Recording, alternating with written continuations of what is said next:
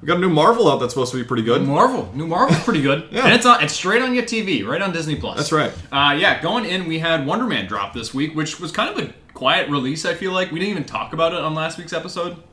There wasn't a lot of expectation, at least from Corey and I, going into this week with this show coming out. It's created by Destin Daniel Cretton, so someone who has already kind of proven their worth within the MCU with Shang-Chi, and now he's handling Spider-Man Brand New Day.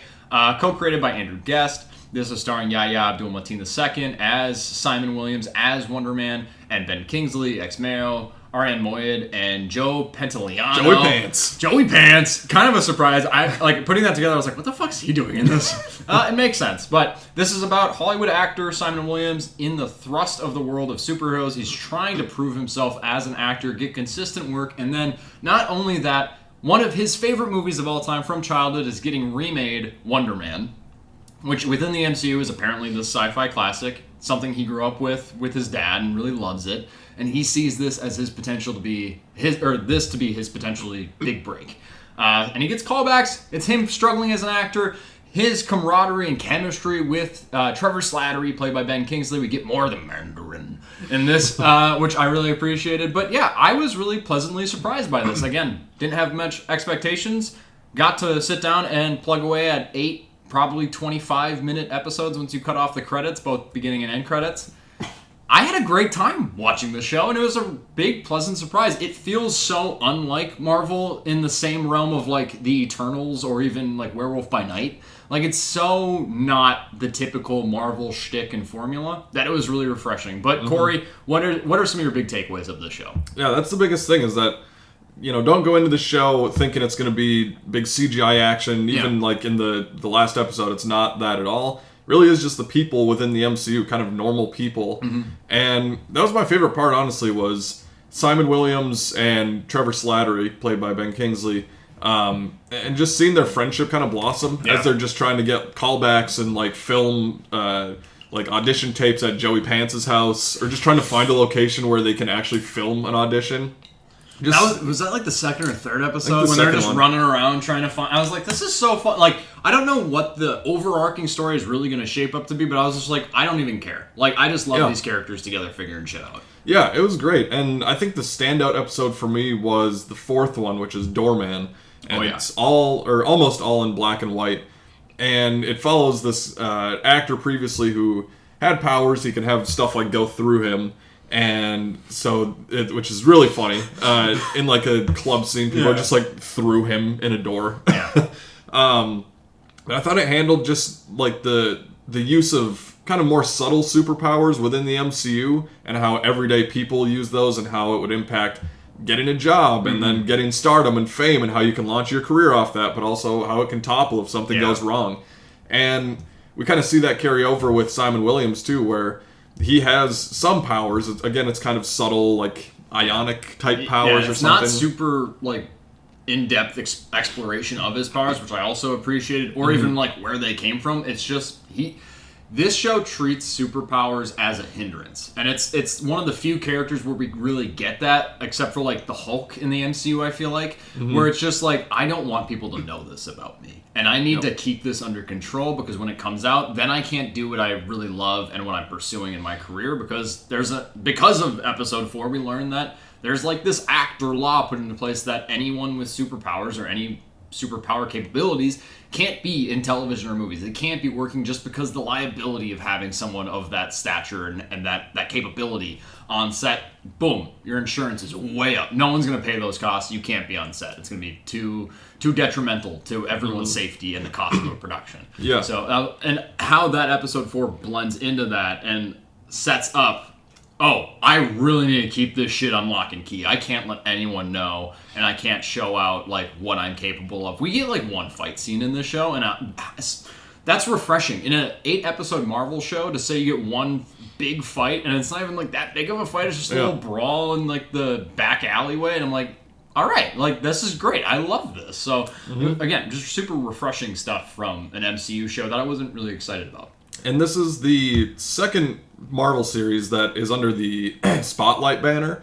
Yeah. And the first one was Echo, and the kind of goal behind that was to do more ground level, kind of character driven movies or series. And I really like that idea. And like Echo, I think is fine. I like Wonder Man more than that. But just kind of having little references here and there. We see some characters like Arian Moayed, who was like the DODC guy. He was in No Way Home and Miss Marvel. Yeah. So seeing some of that stuff, like, it doesn't rely on you having seen those things to understand it, but just nice little tie-ins. And it's also kind of a very, like, meta show, too, where a lot of real-life directors and things are referenced. So Christopher Nolan's reference. Yeah, you have Joey Pants, like we said, and just a lot of people where it feels like the studio, almost, the show, the studio, mixed with La La Land almost, where just like people are trying to get like an acting gig, and then there's like meta things within the industry. So I had a really good time with this. I think it's one of the better like MCU shows I've seen in a little while here, 100%. And I think that like recently with Marvel, they've done cool things with their third acts with like this and Thunderbolts, where they don't feel like a typical big CGI blockbuster thing where Thunderbolts is like just a mental health exploration. Yeah. And then this one is just kind of like two guys trying to make it in Hollywood and like bring out the best part of themselves and realize that, and just becoming buddies along the way and the trials and tribulations of that. So this was a win for me. And again, kind of like you said, it was a surprise this week. I was like, I'm going to watch it. It's a new MCU show, but I didn't expect to like it as much as I did. And going into it, I didn't know it was all dropping all at once. And usually I'd be like, oh, that's a sign, or that's indicative of this show being likely pretty bad, that they're just trying to sweep it under the rug, get it out. And watching it immediately, I was like, "Oh no, I'm really digging this." And I came to love the chemistry between these two characters of Simon Williams and Trevor Slattery. The way MCU has really rehabilitated Trevor Slattery's character within the MCU, like I don't like Iron Man 3, and I really don't like that twist. I don't like a lot of things about that movie outside of the twist, but just Trevor Slattery kind of had like a damaged reputation within the MCU, and then Shang-Chi comes along, and I'm like, wow, why the fuck is he here? I like it, though. And now he's in this movie, and I'm like, in this show, and it works, it makes sense, and I also really enjoyed his contributions to this, so much so that what kind of the shifted focus of like the latter half of episode 8 made so much sense to me.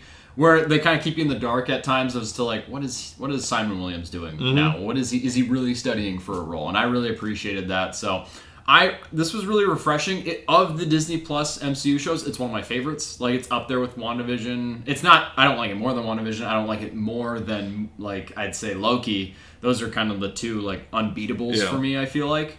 But it's up there. It's living amongst the Moon Knights, because I really liked Moon Knight. And this was probably one of the most consistent.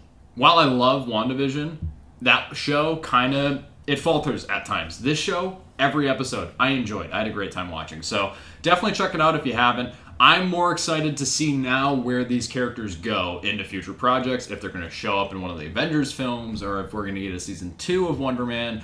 I'm excited to spend more time with these characters, because this is the most like hangout series we've gotten, or hangout experience we've gotten in the MCU, and it works so well. It's just so fun. So I can't wait to see these characters more. Yeah, I agree. And with Ben Kingsley, like the Mandarin twist in Iron Man 3, I think is one of the biggest mistakes they've ever made. Because even when he pops back into the Mandarin voice here, I'm like, you would have been so good as just the actual Mandarin. Yeah. Like, you'll never see me coming. It's so, his Mandarin voice, and like when fans bring it up to him, and you can just see it on his face, where it's like, yeah, I know. And then it was the Mandarin. I'm gonna have to answer questions about me kind of being a terrorist. Yeah.